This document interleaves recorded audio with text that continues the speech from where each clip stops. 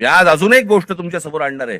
माझे पत्रकार बांधव इथे आलेले असतील, तुम्ही विचार करा. आपण जातो, श्रद्धेने जातो, मंदिरात जातो, आपण काही दानपेटीमध्ये टाकतो, ज्याच्यावरती या देशाच्या सगळ्या मंदिरांमध्ये लाखो कोटी रुपये जमा होतात. काय होतात, त्याचं काय होतं काय नाही माहित नाही. त्याचे ट्रस्ट असतात, त्याचे ट्रस्टी असतात सगळे, मग त्याच्यातनं आपल्याला कळतं चोऱ्या होत आहेत. आता हे प्रकरण घ्या. पत्र आहे, प्रति माननीय श्री एकनाथ शिंदे साहेब, उपमुख्यमंत्री महाराष्ट्र राज्य. विषय सिद्धिविनायक मंदिर न्यास मधील दानपेटीची चोरीबाबत वरिष्ठ पातळीवरती चौकशी करण्याबाबत. जिथे आपण श्रद्धेने जातो, जिथे दानपेटीमध्ये आपल्याकडे भाविक जातात आणि पैसे टाकतात,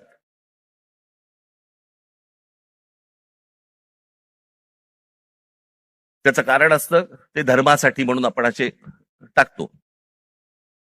महोदय, आम्ही स्वाक्षरी करणारे सर्व सिद्धिविनायक न्यास मंदिर प्रभादेवी मुंबई येथील विश्वस्त आहोत. साहेब, आपण विश्वासाने आमची संबंधित ट्रस्टवरती सदस्य म्हणून नियुक्ती केली असून आपल्या विश्वासाला पात्र राहण्याचा आम्ही प्रामाणिकपणे प्रयत्न करत आहोत. भाषा पण बघा, मंदिर आहे का कंपनी येतेच कळत नाही मला. त्यामुळे मंदिरात गेल्या 1.5 वर्षाच्या कालावधीत विविध उपाययोजना राबविताना मंदिराची मिळकत 35% जादा वाढविण्यात आम्ही काही प्रमाणात यशस्वी झालो आहोत. मिळकत तुम्ही कसे यशस्वी झालात? असो महोदय, विश्वस्तांच्या सतर्कतेमुळे मंदिरातल्या दानपेटीतून पैसे चोरणारे कर्मचारी पकडले गेलेले आहेत. हे कर्मचारी पकडण्यापूर्वी दर बुधवारी मंदिरातल्या दानपेटीतील रकमेची मोजदाद ही 50 लाख रुपयाच्या आत होती. मात्र हे कर्मचारी पकडल्यानंतर गेले 3 आठवड्याची दानपेटी रक्कम ही 1.5 कोटी रुपयांच्या घरात पोहोचली आहे. याचाच अर्थ यापूर्वी दर आठवड्याला दानपेटीतील जमा होणाऱ्या काही रकमेतील काही रक्कम ही लंपास होत होती.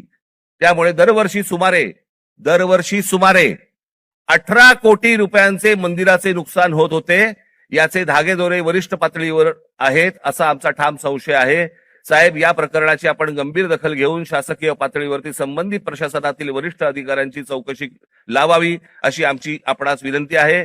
विश्वस्त मंडळ सिद्धिविनायक गणपती मंदिर न्यास, प्रभादेवी मुंबई. राहुल हे सगळ्यांनी सह्या केल्या आहेत.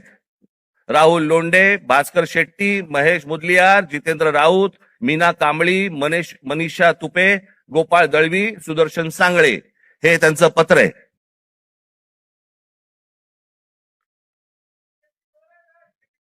हे सगळं म्हणजे 18 कोटी रुपये दर वर्षाचे सिद्धिविनायक मंदिरामधनं चोरी